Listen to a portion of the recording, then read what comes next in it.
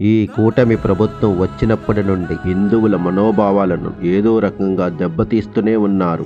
బాబోరు తన రాజకీయ స్వలాభం కోసం జంతువుల కొవ్వు కలిసిన నెయ్యితో తిరుమల లడ్డూ తయారు చేశారని దుష్ప్రచారం చేసి కోట్లాది మంది భక్తుల మనోభావాలను దెబ్బతీశారు. తిరుమల లడ్డు కూడా నాసి రకం, దేవుని దగ్గర పెట్టే ప్రసాదం అపవిత్రం చేసే విధంగా ఎనిమల్ ఫ్యాట్ కూడా వాడారని. ఏది గీకు బదులు తిరుమల లడ్డూలో జంతు కొవ్వు అన్నారు. అప్పుడు వైకుంఠ ఏకాదశి రోజున తొక్కిసలాటలో 6 మంది ప్రాణాలు కోల్పోయారు. 6 devotees have been killed in a killer stampede that took place at the Tirupati temple.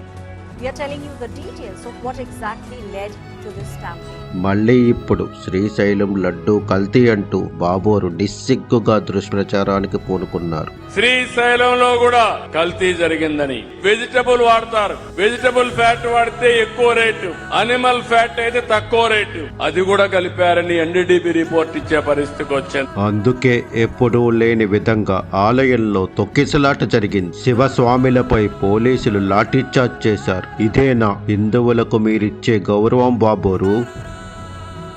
ఏం చేస్తాం, బాబోరు చేసిన పాపం భక్తులకు శాపంగా మారుతుంది.